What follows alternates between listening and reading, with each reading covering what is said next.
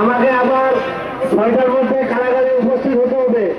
আপনারা যদি একটু আমাদের সহযোগিতা না করেন তাহলে আমরা জানাজা শুরু করতে পারবো না।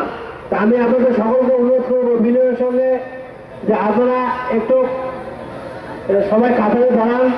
আমাদের অনেকে এখানে আমাদের আত্মীয় স্বজনরা আছেন, ওনারা আপনাদের দু একটি কথা বলবেন, আপনাদের মধ্যে থেকে দু একজন কথা বলবেন। সবার কথা শুনে আমরা আমাদের জানাজা কার্যক্রম শুরু করব এবং আমরা দ্রুততর সহিত আমরা আমাদের যে পারিবারিক কবরস্থান বড় বাড়ি সেখানে আমরা আমার আব্বাকে নিয়ে যাব।